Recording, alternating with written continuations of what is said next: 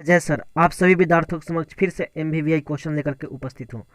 आज हम लोग वर्ग 10+2 अर्थात इंटर के विद्यार्थियों के लिए विषय इतिहास से खंड अ पुरातत्व एवं प्राचीन भारत का पाठ 2 मौर्य काल से गुप्त काल तक का राजनीतिक एवं आर्थिक इतिहास का पार्ट 1 का अध्ययन करेंगे। ठीक है, तो आज हम लोग पाठ 2 विषय इतिहास का पाठ 2 मौर्य काल से गुप्त काल तक का राजनीतिक एवं आर्थिक इतिहास का 30 MVVI ऑब्जेक्टिव क्वेश्चन का अध्ययन करेंगे, जो बहुत ही इम्पोर्टेंट है, जो आपके एग्जाम में पूछा जाएगा। आपको पता होना चाहिए कि 10+2 के विद्यार्थियों में के लिए अर्थात इंटर में जो है आपके एग्जाम में जो है इतिहास 100 नंबर का पूछता है, जिसमें से 50 नंबर प्रश्न जो है वस्तुनिष्ठ प्रश्न होता है। इसलिए जो है मैंने 10+2 के विद्यार्थियों के लिए विषय इतिहास से जो है पाठ 2 का 30 MVVI ऑब्जेक्टिव क्वेश्चन लेकर के आपके समक्ष उपस्थित हूँ।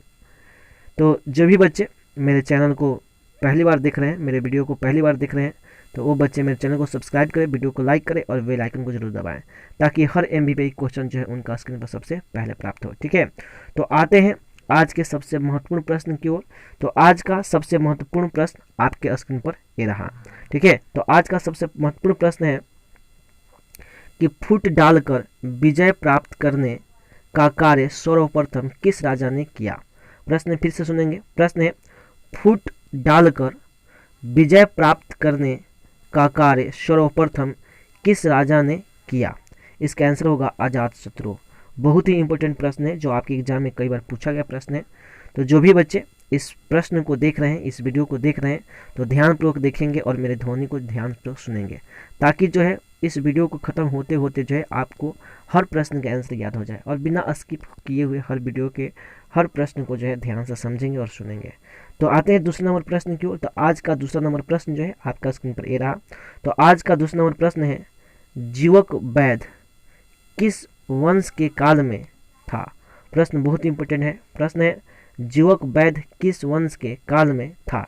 इसका आंसर होगा हर्यक। ठीक है, प्रश्न फिर से सुनेंगे। प्रश्न है, जीवक वैद्य किस वंश के काल में था। इसका आंसर होगा हर्यक।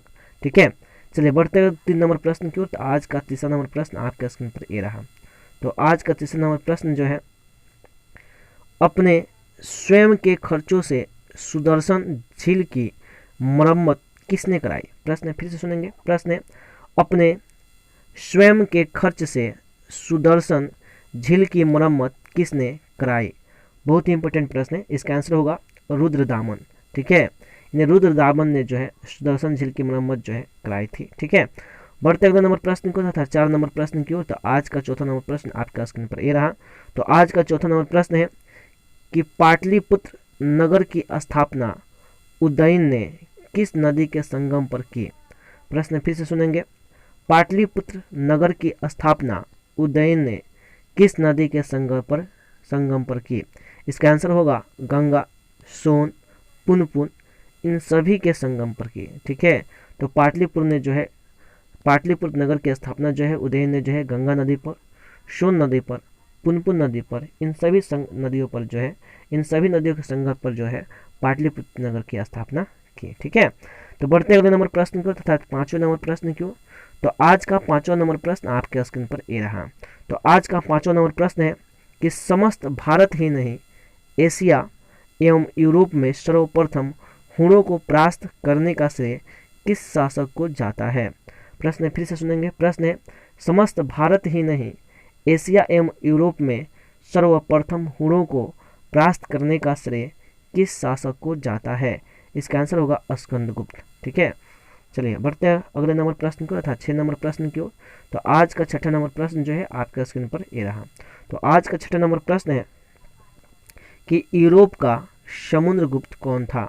प्रश्न फिर से सुनेंगे। प्रश्न है, यूरोप का समुद्रगुप्त कौन था। इसका आंसर होगा नेपोलियन। ठीक है, नेपोलियन जो है यूरोप का समुद्रगुप्त कहा जाता था। आगे बढ़ते हैं अर्थात 7वें नंबर प्रश्न की ओर। तो आज का 7वां नंबर प्रश्न जो है आपका स्क्रीन पर ये रहा। तो 7वां नंबर प्रश्न है कि किसके अभिलेख में भूमि दान का उल्लेख मिलता है। प्रश्न फिर से सुनेंगे। प्रश्न है, किसके अभिलेख में भूमि दान का उल्लेख मिलता है। इसका आंसर होगा प्रभावती गुप्त। ठीक है, अर्थात प्रभावती गुप्त के अभिलेखों में जो है भूमि दान का उल्लेख देखने को मिलता है। ठीक है, तो बढ़ते हैं 8वें नंबर प्रश्न की ओर। तो आज का 8वां नंबर प्रश्न है, प्रश्न ध्यान से सुनेंगे। प्रश्न है, भूमि अनुदान से संबंधित प्रथम अभिलेखीय प्रमाण किसका है? प्रश्न फिर से सुनेंगे। प्रश्न है, भूमि अनुदान से संबंधित प्रथम अभिलेखीय प्रमाण किसका है? इसका आंसर होगा सातवाहन काल का। बहुत ही इंपॉर्टेंट प्रश्न है। ठीक है, जरूर आप इस प्रश्न का आंसर याद करके जाएंगे। ठीक है, चलिए बढ़ते हैं 9वें नंबर प्रश्न की ओर। तो आज का 9वां नंबर प्रश्न आपके स्क्रीन पर ये रहा। तो आज का 9वां नंबर प्रश्न है कि 510 ईस्वी में सती प्रथा के साक्ष्य वाला प्रथम अभिलेख कहाँ मिला है? प्रश्न फिर से सुनेंगे। प्रश्न है, 510 ईस्वी में सती प्रथा के साक्ष्य वाला प्रथम अभिलेख कहाँ मिला है? इसका आंसर होगा एरण सागर में। ठीक है, चलिए बढ़ते हैं 10वें नंबर प्रश्न की ओर। तो आज का 10वां नंबर प्रश्न आपके स्क्रीन पर ये रहा। तो आज का 10वां नंबर प्रश्न है, किस शिलालेख से अशोक द्वारा कलिंग विजय का पता चलता है? फिर से सुनेंगे। प्रश्न है, किस शिलालेख से अशोक द्वारा कलिंग विजय का पता चलता है? इसका आंसर होगा 13वें, अर्थात 13वें अभिलेख द्वारा जो है अशोक द्वारा कलिंग विजय की पता की जानकारी मिलती है हमें। ठीक है, तो बढ़ते हैं अगले नंबर प्रश्न को, अर्थात 11वें नंबर प्रश्न की ओर। तो आज का 11वां नंबर प्रश्न जो है आपके स्क्रीन पर ये रहा। तो आज का 11वां नंबर प्रश्न है कि किस विद्वान ने मात्र अभिलेखों के आधार पर अशोक का इतिहास लिखने का श्राद्ध प्रयास किया? ठीक है, तो इसका आंसर होगा देवदत्त रामकृष्ण भंडारकर। ठीक है, प्रश्न फिर से सुन लेंगे। प्रश्न है, किस विद्वान ने मात्र अभिलेखों के आधार पर अशोक का इतिहास लिखने का श्राद्ध प्रयास किया? इसका आंसर होगा देवदत्त रामकृष्ण भंडारकर। ठीक है, चलिए आगे बढ़ते हैं, अर्थात 12वें नंबर प्रश्न की ओर। तो आज का 12वां नंबर प्रश्न है कि मौर्य काल का निम्न में से कौन सर्वाधिक महत्वपूर्ण नमूना है? प्रश्न फिर से सुनेंगे। प्रश्न है, मौर्य काल का निम्न में से कौन सर्वाधिक महत्वपूर्ण नमूना है? अ में है चैत्य, ब में है स्तूप, स में है गुहा वास्तुकला और द में है स्तंभ। तो इसका आंसर होगा 2 नंबर प्रश्न अर्थात स्तंभ। ठीक है, चलिए आगे बढ़ते हैं, अर्थात 13वें नंबर प्रश्न की ओर। तो आज का 13वां नंबर प्रश्न आपके स्क्रीन पर ये रहा। तो आज का 13वां नंबर प्रश्न है कि इंडिका की रचना किसने की? बहुत ही इंपॉर्टेंट प्रश्न है, आपके एग्जाम में कई बार पूछा गया है। प्रश्न है, इंडिका की रचना किसने की?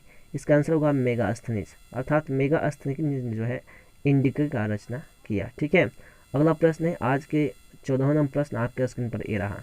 तो आज का 14वां नंबर प्रश्न है कि प्रयाग प्रशस्ति की रचना किसने की? यह बहुत ही इंपॉर्टेंट प्रश्न है, VVI प्रश्न है, आप जरूर इस प्रश्न का आंसर याद करके जाएंगे। प्रश्न है, प्रयाग प्रशस्ति की रचना किसने की? इसका आंसर होगा हरिशरण। ठीक है, तो प्रयाग प्रशस्ति की रचना जो है हरिशरण ने की। ठीक है, तो आशा करते हैं कि सभी विद्यार्थियों को हर प्रश्न का आंसर याद हो रहा होगा। ठीक है, अगर आप हर प्रश्न का आंसर जो है ध्यान से सुनेंगे तो आपको यहीं पे जो है इसी वीडियो में जो है हर प्रश्न का आंसर याद हो जाएगा आपको जो है, और आप जो है अच्छा से अच्छा नंबर अपने एग्जाम में उठा सकते हैं। ठीक है, तो बढ़ते हैं आज के 15वें नंबर प्रश्न की ओर। तो आज का 15वां नंबर प्रश्न है, गुप्तों के काल में कौन चीनी यात्री भारत आया? प्रश्न फिर सुनेंगे।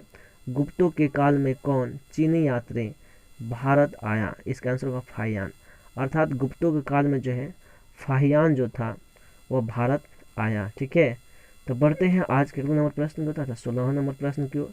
तो आज का 16वां नंबर प्रश्न आपके स्क्रीन पर ये रहा। तो आज का 16वां नंबर प्रश्न है कि भारतीय इतिहास का कौन सा काल स्वर्ण काल के नाम से जाना जाता है?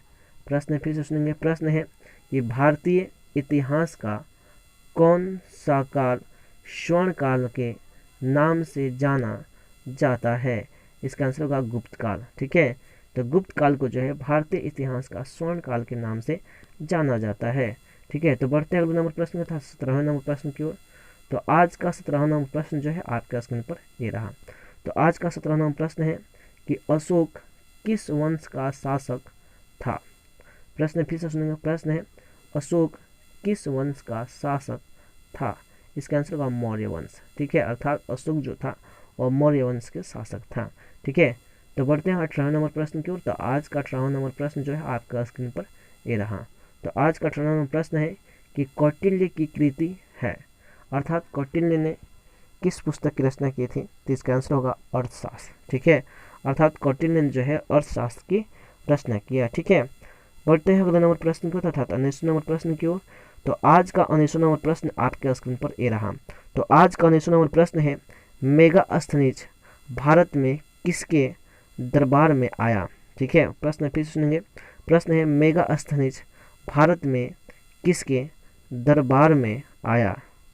ठीक है, इसका आंसर होगा चंद्रगुप्त मौर्य। ठीक है, चलिए, बहुत ही इंपॉर्टेंट प्रश्न है, आपके एग्जाम में कई बार पूछा गया प्रश्न है, तो जरूर इस प्रश्न का आंसर याद करके जाएंगे। आते हैं 20वें नंबर प्रश्न की ओर। तो आज का 20वां नंबर प्रश्न आपका स्क्रीन पर ये रहा।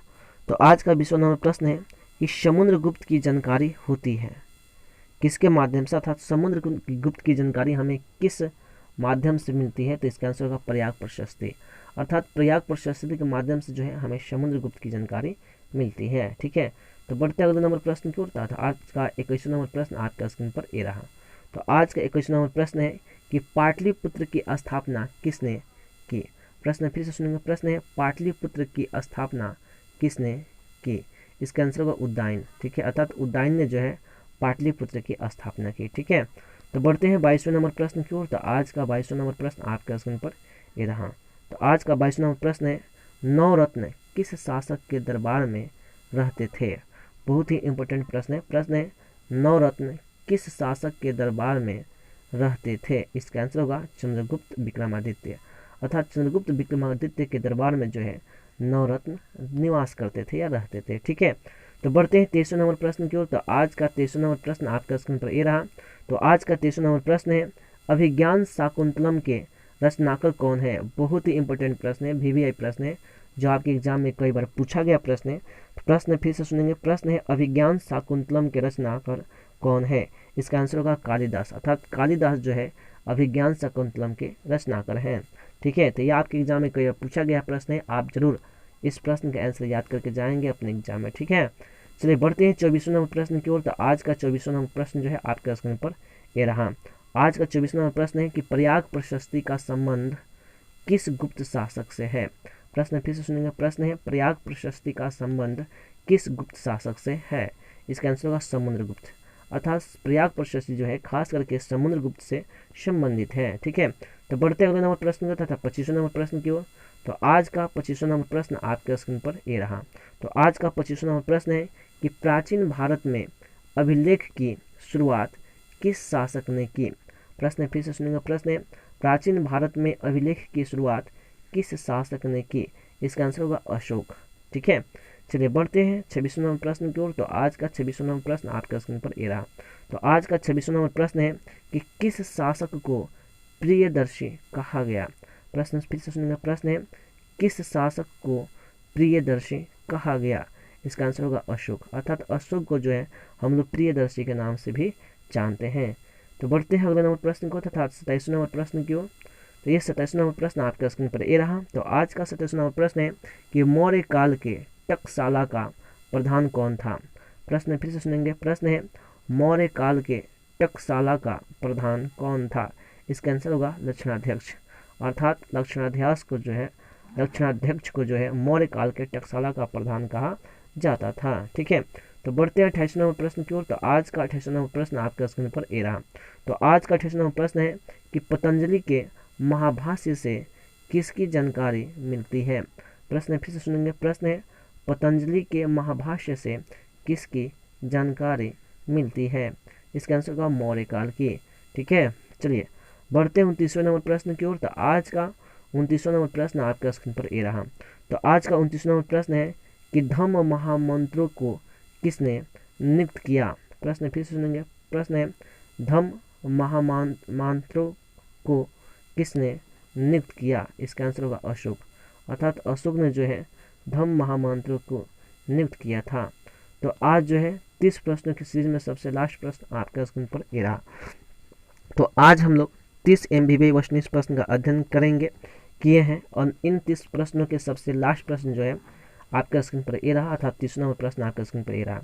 तो आज का 30वां नंबर प्रश्न है कि अर्थशास्त्र एवं इंडिका से किस राजवंश के बारे में जानकारी मिलती है? बहुत ही इंपॉर्टेंट प्रश्न है। प्रश्न है अर्थशास्त्र एवं इंडिका से किस राजवंश के बारे में जानकारी मिलती है?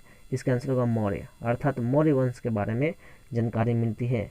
तो इसी के साथ सभी दोस्तों को मेरी तरफ से बेस्ट ऑफ लक, और सभी दोस्तों को मेरी तरफ से बेस्ट ऑफ लक।